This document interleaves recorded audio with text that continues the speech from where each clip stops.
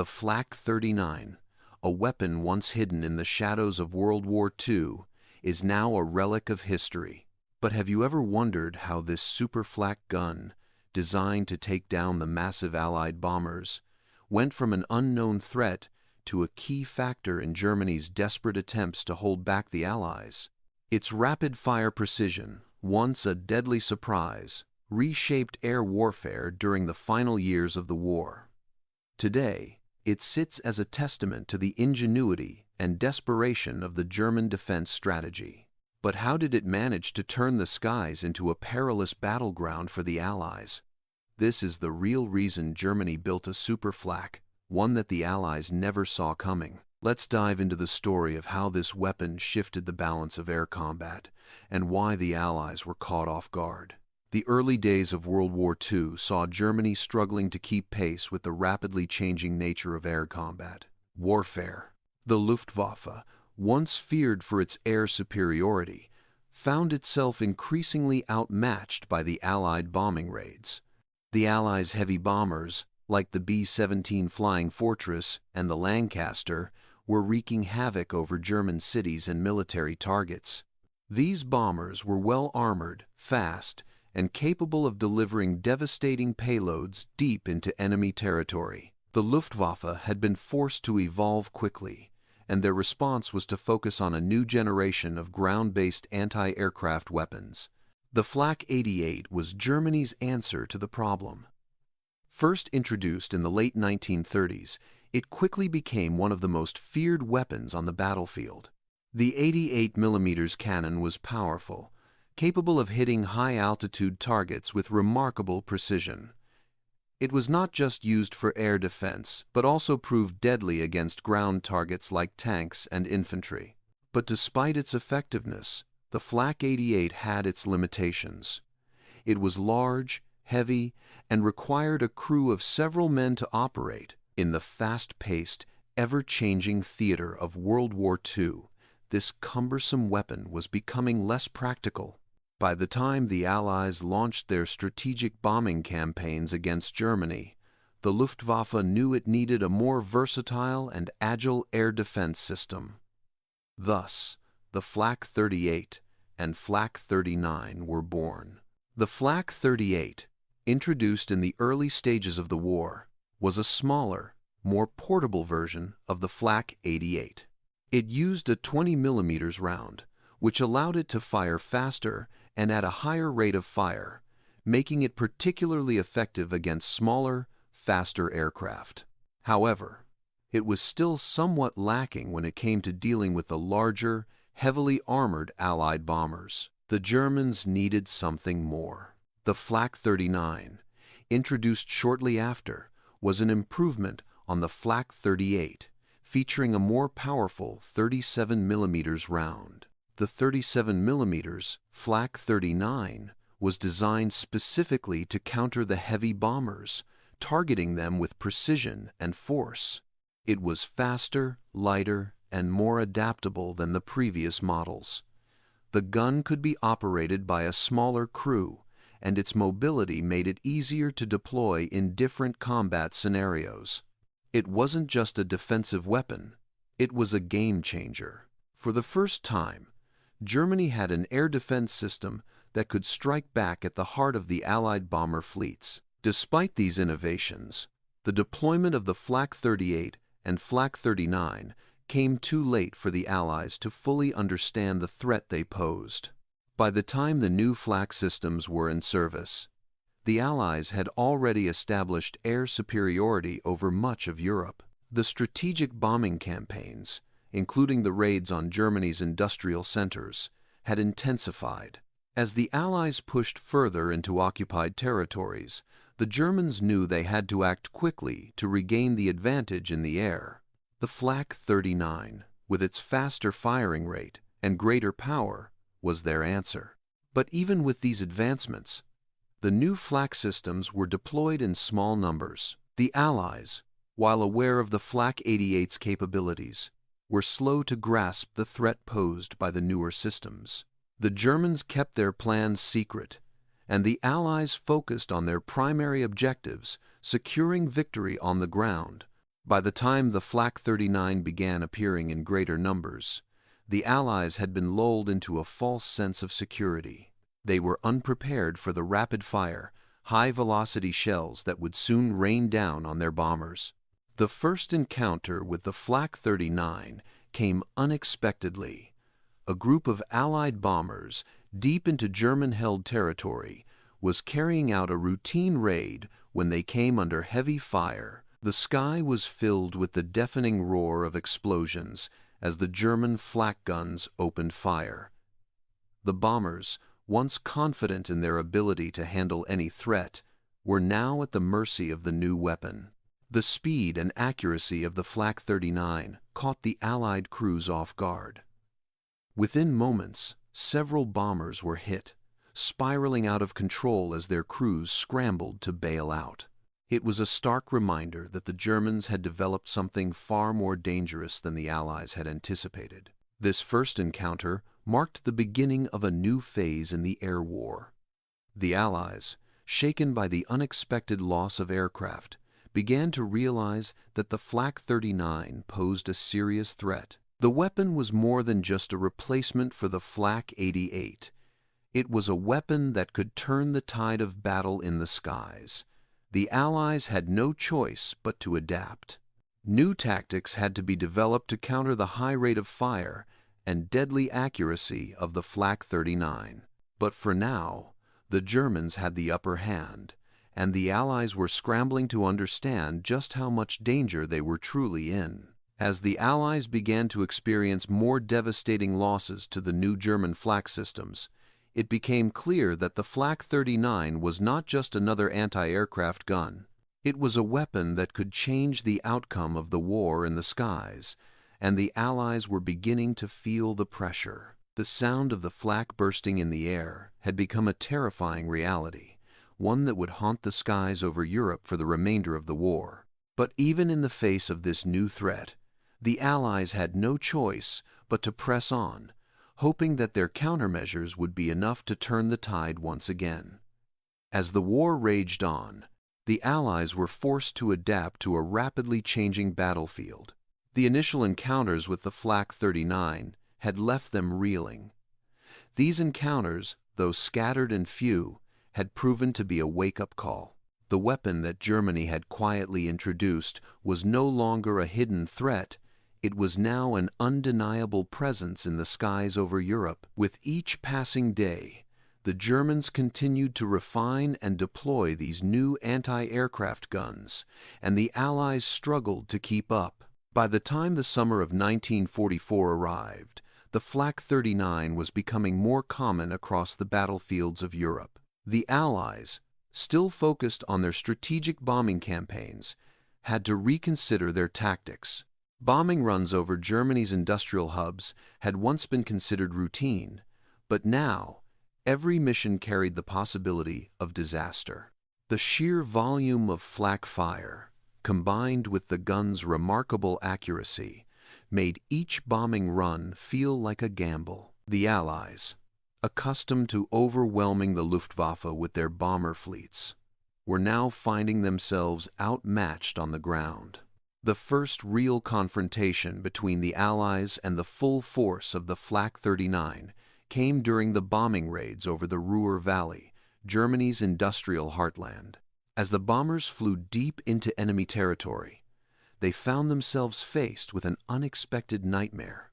The high-altitude bombers, normally out of reach of most ground-based fire, were now being targeted with pinpoint precision. The new flak systems, scattered across the valley, opened fire on the Allied formations. The rounds tore into the bombers, some bursting through the fuselage, others puncturing engines or exploding near the tail sections.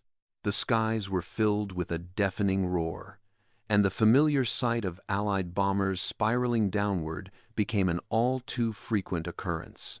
The situation quickly spiraled out of control. Bomber crews, once confident in their ability to navigate through enemy defenses, now found themselves under constant attack from an unseen enemy. The Flak 39 was small and quick, making it difficult for crews to locate and destroy the gun positions before they opened fire. With each bomb run, the Allies lost more aircraft, and the casualty rate among the aircrews skyrocketed. Even the most experienced pilots found themselves struggling to avoid the sudden bursts of flak that seemed to come from every direction. One of the most troubling aspects of the Flak 39 was its ability to fire at a high rate. Unlike the larger, slower Flak 88, which required several seconds between shots, the Flak 39 fired nearly as fast as a machine gun. This meant that Allied bombers, once used to dodging single bursts of fire, now had to contend with rapid, continuous barrages that seemed to fill the sky. It was not just the firepower that made the Flak 39 so deadly. It was the relentless pace at which it fired. The gun's effectiveness was magnified by the ability to fire multiple rounds in quick succession, forcing Allied bombers to endure constant barrages without a break. In response to this new threat, the Allies were forced to change their tactics. High-altitude bombing raids became less frequent as pilots sought to avoid the deadly reach of the Flak 39. Instead, they turned to more precise, low-level attacks, hoping to fly below the range of the flak fire. However, this only brought new dangers. The lower they flew, the more vulnerable they became to enemy fighter aircraft, which were already engaged in battle with the Allied bombers. It was a vicious cycle. Each new strategy to counter the Flak 39 brought new challenges, and the losses continued to mount. At the same time, the Allies began to realize that their existing countermeasures were not enough to neutralize the Flak 39. The typical tactics of disrupting enemy fire with smokescreens or evasive maneuvers were simply not effective against the precision of the new weapon. The crews of the bombers needed something more. This realization led to the rapid development of new technologies designed to counteract the deadly barrage of the Flak 39. Jamming systems were introduced to interfere with the targeting of the guns, and new counterflak devices were developed in hopes of disrupting the rapid fire of the German systems. But these new technologies were in their infancy, and many were not fully operational by the time they were needed most. In the midst of this technological arms race, the Allies were also forced to reassess their strategic objectives. The pressure to defeat Germany quickly was immense, but the constant threat of the Flak 39 made it clear that the path to victory would not be as straightforward as they had hoped. The Allies were learning the hard way that, in modern warfare, the most dangerous threats are often the ones that go unnoticed until it is too late. The Flak 39 was a weapon that the Allies had underestimated, and now they were paying the price. As the summer of 1944 wore on, the Allies found themselves in a race against time. The Germans were improving their flak systems, adapting to every countermeasure the Allies introduced. The once bleak landscape of Allied air superiority was beginning to look like a distant memory. And yet, despite the mounting losses, the Allies refused to relent. The stakes had never been higher, and the air war over Europe was on the brink of a dramatic shift. The Flak 39 was proving to be a powerful adversary, but it was far from the final word in the battle for the skies. By the fall of 1944, the full impact of the Flak 39 had become undeniable. Allied bombers, once feared and revered for their ability to strike deep behind enemy lines, were now facing the harsh reality of a weapon that could bring them down with terrifying speed and accuracy. The skies over Germany, once dominated by the roaring engines of Allied bombers, were now a battleground of flak bursts and fighter aircraft.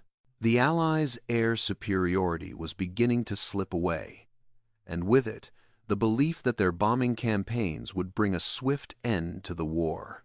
The Germans, however, had not been content with just fielding the Flak 39 inches small numbers. By late 1944, the weapon had become a key part of the German defense strategy. The Flak 39 systems were deployed in greater numbers across the Western Front, including in heavily defended cities like Berlin and the industrial heartland of the Ruhr Valley. The German military knew that if they were to hold back the advancing Allies, their new weapon would be a critical asset. For the Allies, however, it was a waking nightmare. The relentless barrage of rapid-fire flak seemed impossible to escape. Every bombing raid became a high-stakes gamble, and the stakes only grew higher with each passing day.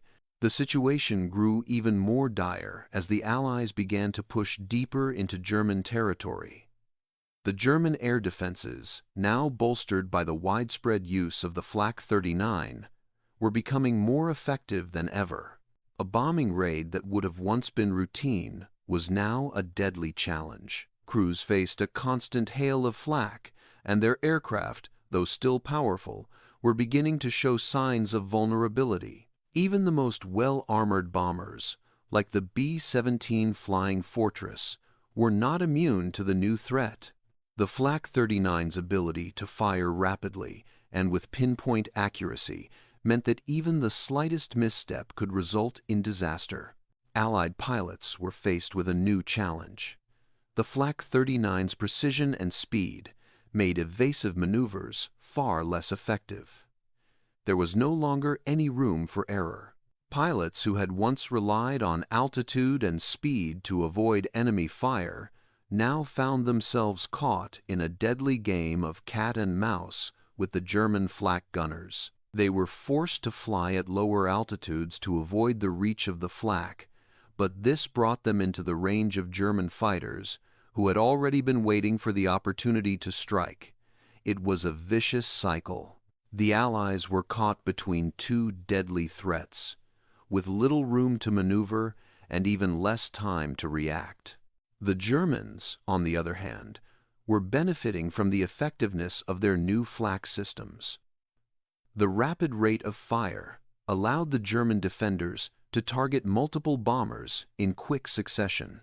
Even if they missed their target on the first shot, they had plenty of chances to try again. The psychological toll on Allied aircrews was immense. The constant threat of being hit by flak made it difficult to focus on the mission at hand. Bombers, once a symbol of Allied dominance, were now nothing more than targets, and the once proud crews began to feel the weight of the danger they faced. The noise of flak bursts echoed in their ears, a constant reminder that the skies above were no longer their own. As the Flak 39 continued to prove its effectiveness, the Allies were forced to reconsider their bombing strategies. High-altitude raids were no longer a viable option, and low-level strikes brought their own set of dangers. The Allies turned to more specialized tactics, such as night raids and low-level precision strikes, hoping that the cover of darkness would provide them with some protection. However, even these tactics came with risks. The Flak 39's ability to hit fast-moving targets meant that even at night, the threat remained ever-present. Allied aircrews, faced with a rapidly evolving and increasingly deadly threat, were pushed to their limits.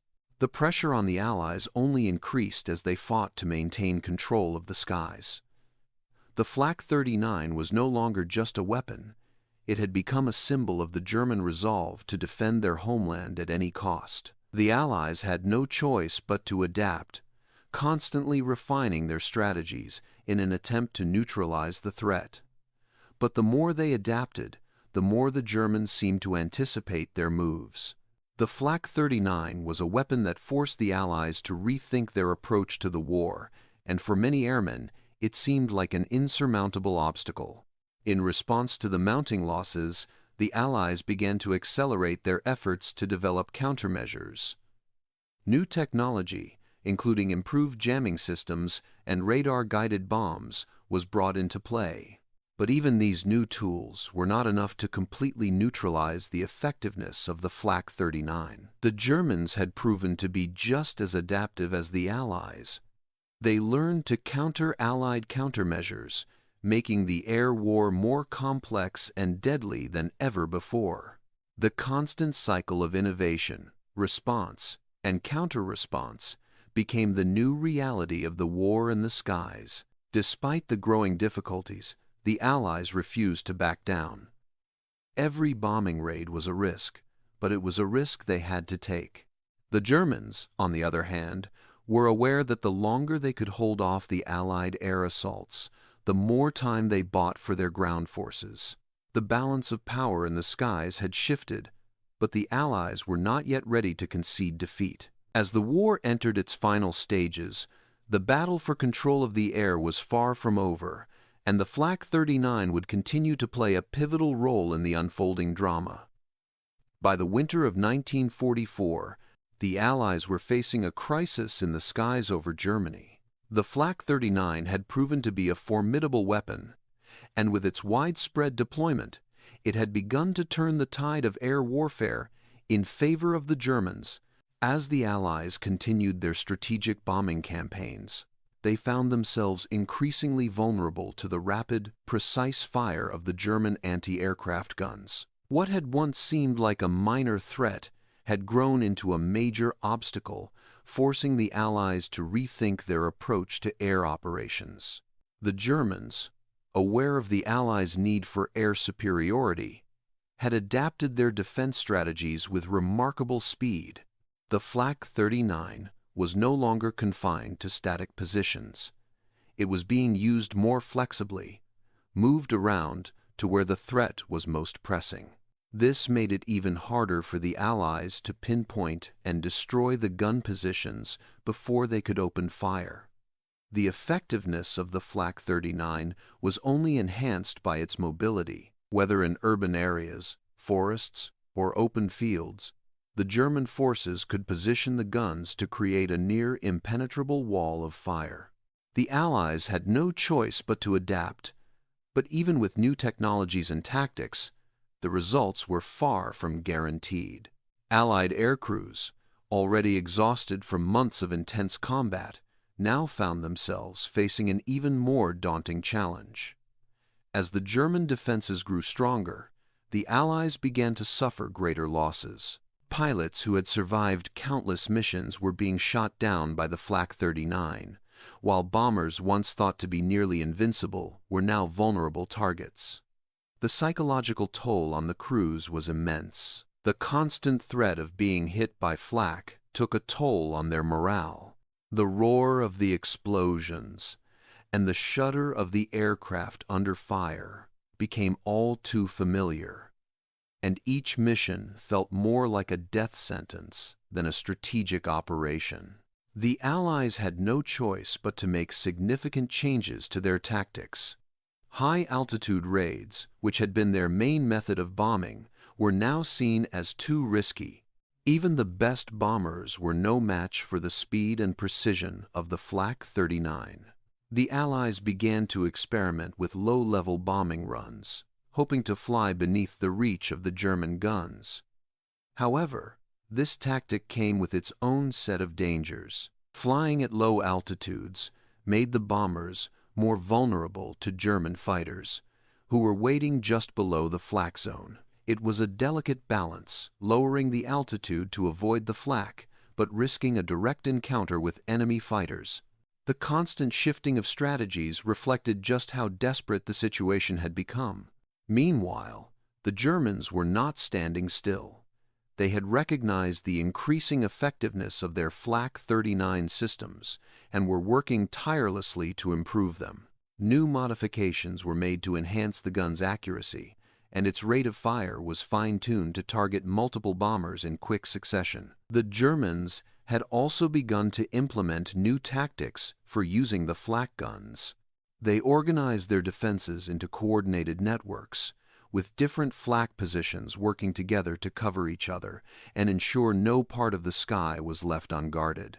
The Allies, already stretched thin with their bombing campaigns, were finding it increasingly difficult to break through these defensive networks. One of the most significant developments came in the form of improved radar systems. These systems allowed the Germans to track Allied bombers more accurately and direct their flak guns with deadly precision. The Allies, in turn, had to scramble to develop countermeasures, New jamming devices were introduced, aimed at disrupting the German radar and making it harder for them to lock onto targets. However, these countermeasures were not always reliable, and the Germans quickly adapted, finding ways to bypass the jamming signals. The air war had become a game of cat and mouse, with each side developing new technologies to counter the other's advances. As the war progressed, the Allies began to shift their focus to disrupting the German supply lines and targeting their industrial centers.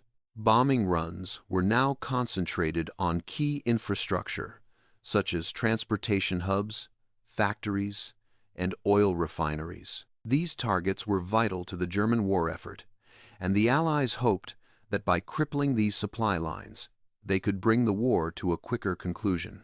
However, these raids were no longer as effective as they had once been. The Flak 39, combined with the ever-present threat of German fighter planes, made each bombing raid more dangerous than the last. The Allies had to reconsider their objectives, understanding that every raid came at a high cost. The shift in tactics also brought a change in the way the Allies approached their overall strategy. The bombing campaigns, once seen as a way to break the German war machine, now seemed to have reached a stalemate. The Luftwaffe's air defenses had become more than just a nuisance. They had become a serious threat to the Allies' air superiority. The Allies had to focus more on strategic objectives, shifting away from indiscriminate bombing to more targeted strikes that could cripple Germany's ability to continue fighting. This new focus was a sign of how much the air war had changed. What had once been seen as a decisive weapon in the war was now a complex and costly endeavor, with no easy solutions in sight. By the end of 1944, the Allies had begun to realize the full scope of the challenge they faced. The Flak 39 had proven itself to be a game-changing weapon, and the Allies were struggling to find an answer. The Germans had successfully adapted to the Allied tactics, and now the Allies were on the defensive in the skies. The air war, which had once been dominated by Allied bombers, was now a tense and unpredictable battlefield. The Allies were not ready to give up, but the cost of victory in the skies had risen dramatically. As the war moved into its final stages, the battle for control of the air would remain a critical and uncertain aspect of the conflict. As the winter of 1944 stretched into the cold months of 1945, the Allies found themselves engaged in a war that was far more complex than they had ever anticipated. The Flak 39, which had once been a hidden threat, had grown into a powerful and deadly force. Its rapid fire, pinpoint accuracy, and widespread deployment had taken a heavy toll on the Allied air forces. The situation was dire, and the Allies had to adapt quickly if they were to maintain any hope of achieving air superiority over Germany. The Flak 39 had already proven to be a formidable weapon, but the Germans were constantly improving it. New modifications were made to enhance the range and accuracy of the guns, allowing them to cover even greater areas. The Allies were forced to develop new tactics to counter the ever-growing threat, but their efforts were constantly met with setbacks. The constant barrage of fire from the Flak 39 systems made each mission feel like a gamble. Even with the latest countermeasures, the threat of being hit by flak fire loomed large over every bombing run. The Allies began to experiment with new technologies to counter the Flak 39, including improved jamming systems and electronic countermeasures. These systems were designed to disrupt the targeting systems of the German guns, making it harder for them to lock on to Allied bombers. However, the Germans quickly adapted to these new measures. They refined their radar and targeting systems, making it harder for the Allies to interfere with their operations. The race between the two sides to develop countermeasures had become a never-ending cycle, with each side constantly trying to outsmart the other. The strain on Allied air crews was immense. As the war dragged on, the number of experienced pilots dwindled. Many had been lost to the constant onslaught of flak fire, while others had been forced to retire due to the mental and physical toll of flying in such dangerous conditions. The newer pilots, though eager to contribute, lacked the experience necessary to survive the increasingly hostile skies. The loss of so many skilled airmen made it harder for the Allies to maintain their bombing campaigns. The pressure on the remaining pilots grew with each mission, as they faced the constant threat of flak fire and enemy fighters. Despite these challenges, the Allies were not willing to give up on their strategic bombing campaigns. The German war machine was still a formidable force, and the only way to break its back was through continued bombing of its vital industrial and military targets. However, the cost of these operations was becoming clear. The toll on Allied bombers was growing, and the losses of aircraft and crews were rising. Even with the best countermeasures in place, the Flak 39 was proving to be a nearly insurmountable obstacle. The Luftwaffe's air defenses had become more than just a nuisance. They had become a key part of the German strategy to hold back the Allies. The Germans had learned from their previous failures, and they had adapted their tactics to make the most of the Flak 39. They positioned the guns in such a way that they created overlapping fields of fire, making it nearly impossible for bombers to find a safe path through the sky. The once reliable strategies of high-altitude bombing and precise strikes were now rendered nearly useless by the constant threat of the German flak guns. As the Allies pushed deeper into Germany in the winter of 1945, the situation in the skies grew more dire. The need for air superiority had never been more urgent, yet the Germans were holding their ground. The Flak 39 was no longer just a weapon. It had become a symbol of the German resilience and determination to fight to the end. The Allies had to find a way to overcome this threat if they were to win the war, but every step forward seemed to bring them closer to disaster. The tactical situation reached a boiling point as the Allies began to consider new strategies to counter the Flak 39. One of the most controversial ideas was to focus on smaller, more specialized bombing runs that could target the flak positions directly. This approach was risky, as it required flying low and slow over heavily defended areas, putting the bombers in range of both flak guns and enemy fighters. The risks were high, but the potential rewards were even greater. If the Allies could destroy the German flak positions, they could regain some of the air superiority they had lost. It was a dangerous gamble, but it was a gamble the Allies were willing to take. At the same time, the Allies began to intensify their efforts to disrupt the German war effort on the ground. Strategic bombing raids were now focused on key infrastructure railroads, oil refineries, and factories. By targeting these vital supply lines, the Allies hoped to cripple Germany's ability to sustain its war effort. However, the Flak 39 made it much harder to carry out these operations. The Germans had learned to defend their vital industries with a combination of flak defenses and fighter cover, making every bombing raid a high-risk operation. As the Allies launched more raids against German cities and industrial centers, the toll on their forces continued to rise. The Flak 39's effectiveness in the defense of these targets could not be overstated. It was a weapon that had caught the Allies off guard, and now it was proving to be a decisive factor in the battle for air superiority. The Germans had gained a significant advantage in the air, and the Allies were struggling to keep up. Yet, despite the mounting losses and the growing threat of the Flak 39, the Allies refused to back down. The war was nearing its end, and the Germans were on the defensive. The Allies knew that the final push was coming.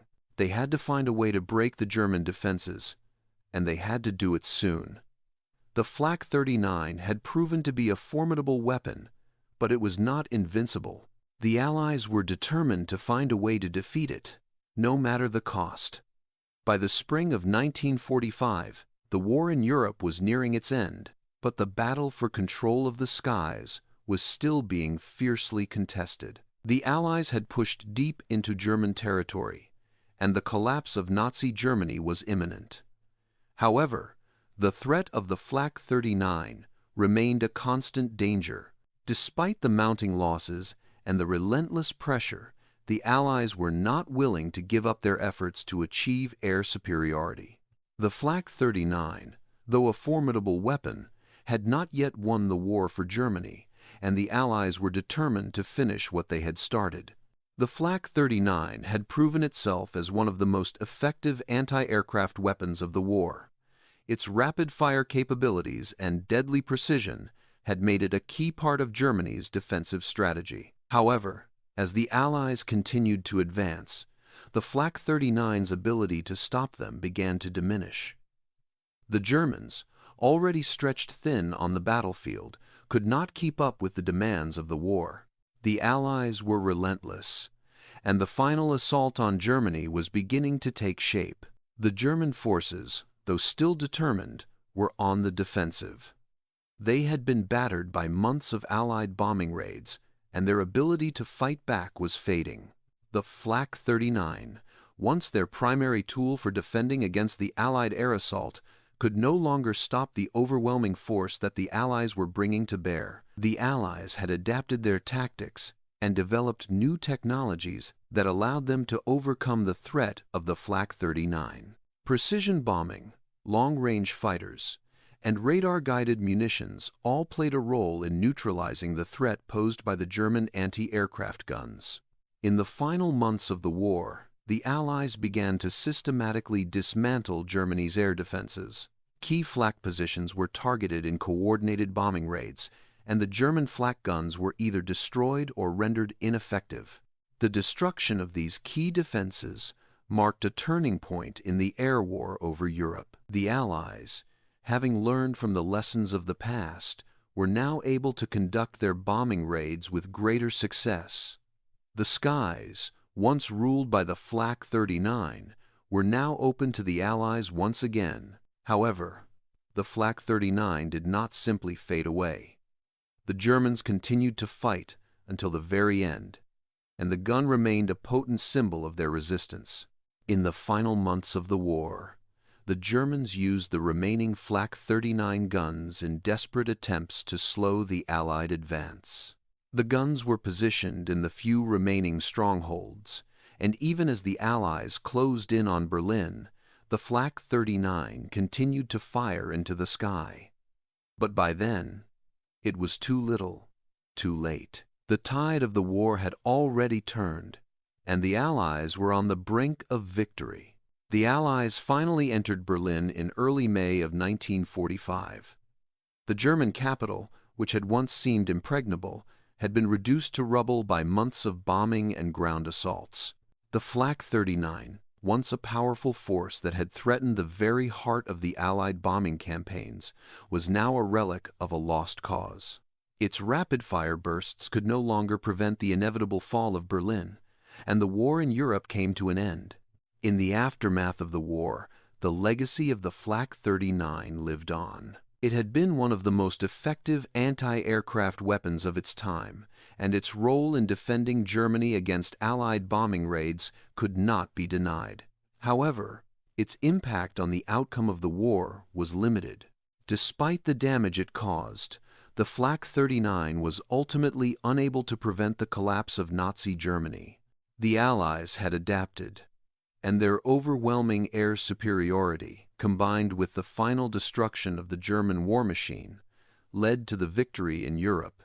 The Flak 39, like many of the weapons used during World War II, became a symbol of both the technological advances and the tragedies of the war. Its effectiveness as a defensive weapon was undeniable, but it also served as a reminder of the brutal and relentless nature of the conflict. The skies over Germany, once filled with the sounds of flak bursts and the roar of Allied bombers, had finally gone silent. The war had come to an end, and the Allies had emerged victorious, but the memory of the Flak 39 and the air battles it helped shape would live on. The war was over, but the lessons learned from the battle for control of the skies would shape military strategy for decades to come. The Flak 39 had been a powerful weapon, but it was ultimately no match for the determination and adaptability of the Allies. As the world moved forward into the post-war era, the story of the Flak 39 became a part of the history of the war, a reminder of the ingenuity, resilience, and sacrifice of those who fought in the skies above Europe. The battle for air superiority had been fierce, but in the end, the Allies had prevailed.